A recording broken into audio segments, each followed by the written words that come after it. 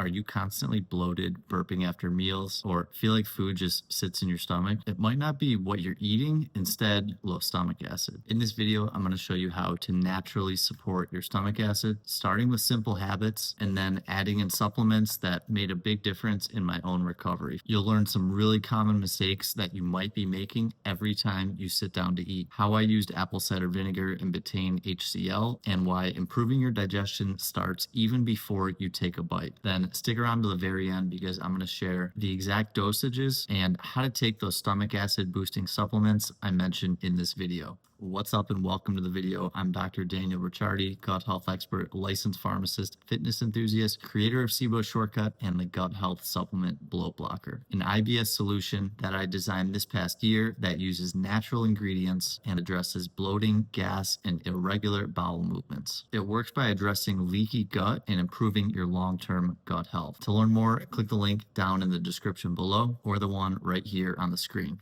This video has two different parts. The first one's going to be what I consider eating hygiene practices, and then the second part is going to be supplements. Getting started with part one, eating hygiene practices. What should you be doing when you're eating to give you the best chance of digesting your food well? There's four things in this part one. The first eating hygiene practice that I love is drinking less liquids during meals. Whether you have a lot of stomach acid or a little stomach acid that your body normally produces, the more liquid you drink during your meal, the more you're going to dilute it. So if you're somebody that thinks they need to hydrate during their meals and may have 24, 36 ounces of water during their meal, don't do this. It's much better to hydrate in between meals, ideally stopping between 15 and 30 minutes before you're going to eat, and then resuming hydrating probably 45 minutes after you finish the meal. In this time period around when you're eating, I recommend just doing small sips of liquid, and this is going to work best for you. Eating hygiene practice number two, not eating while you're stressed. You've probably heard of the fight or flight response. If your body's in the fight or flight response, it's going to prioritize survival and it's not going to prioritize helping you digest that food that you just ate. And part of this is by not releasing the amount of stomach acid that your body probably should if you're going to digest a meal. So even if you're having a really lousy day and you're sitting down to eat, hopefully you can eat your meal without being at your workstation or doing work. But one thing that you can do to help fix this is to take 5 or 6 deep, slow breaths and try to reset what's known as your parasympathetic nervous system, or that rest or digest nervous system. Third strategy in eating hygiene is to chew your food extremely well. Chewing is the only part of your digestion that you have 100% control over. After you swallow your food, it's sort of up to your stomach and your intestine to finish digesting that food, and hopefully all goes smoothly. Give your body a chance. Give it the best possible opportunity to help you digest that food. Relating to stomach acid, if you're cramming down food and you're somebody that eats your entire meal in 5 minutes, chances are you're going to have larger particles of food in your stomach. And when it comes to stomach acid, your stomach acid is going to have a much more difficult time breaking down those larger particles of food. And then eating hygiene strategy number 4 is eating slowly and not overeating. This kind of ties in a little bit with number 3 of chewing really well, because if you're chewing a lot, you're probably going to be eating slower. And due to a hormone called cholecystokinin, which is a hormone that kicks in usually about 20 minutes after you start eating, your body starts to sense that, hey, we've probably had enough food, and you start to feel hunger go away. Circling back, if you're eating slowly and not overeating, your stomach is churning, and if your stomach is overly full, it's not able to mix that stomach acid with the food in order to digest it as well. If you are somebody that has a tendency to overstuff yourself when you eat, this is also hindering your natural use of stomach acid. So there you have it. These are the 4 eating hygiene tips. These are basically to optimize the stomach acid that your body is able to put out. This is before we do anything related to supplementing.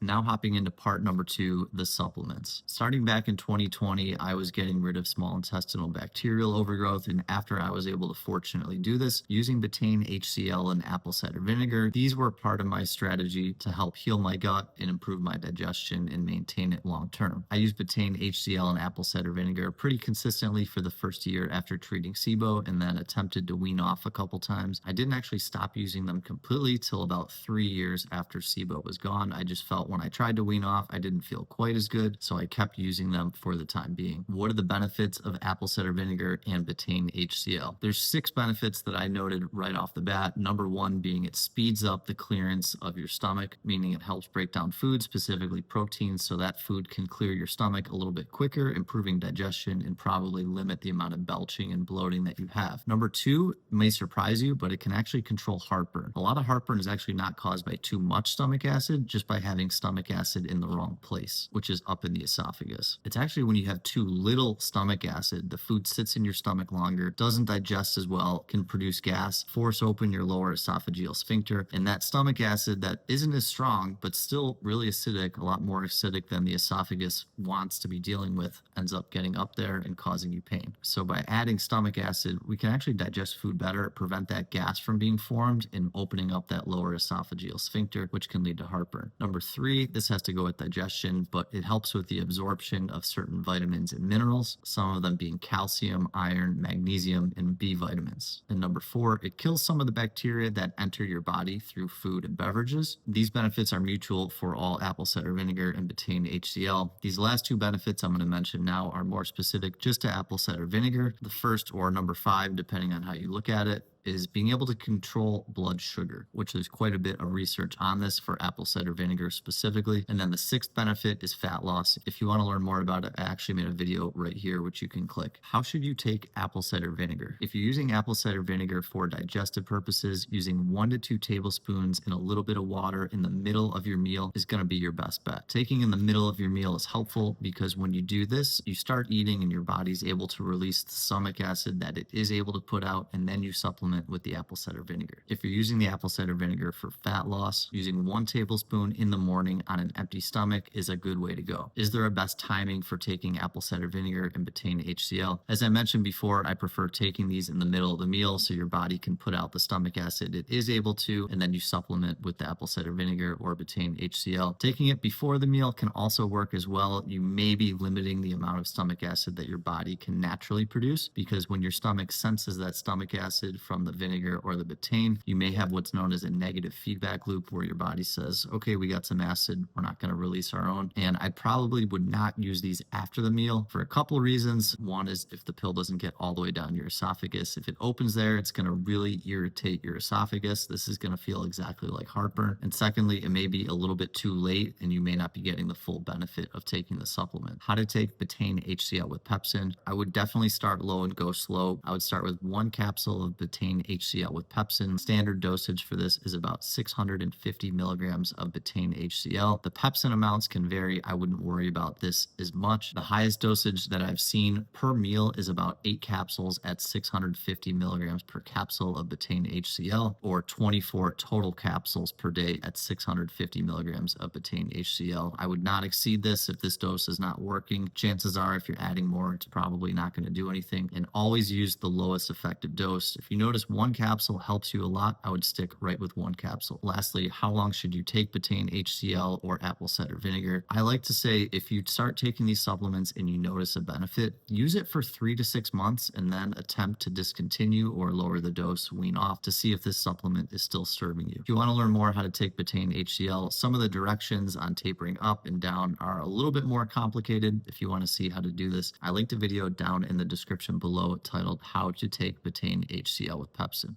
That is all for today. If you enjoyed the video or found it helpful, please like and subscribe to my channel for more related content. If you've tried any of the strategies I talked about in this video, please let us know down in the comments below what worked best for you, or if you did anything different that you would like to share. Since you watched till the end, I think you're going to enjoy one of these 2 videos here next. Thanks so much for watching, and I'll see you in the next video.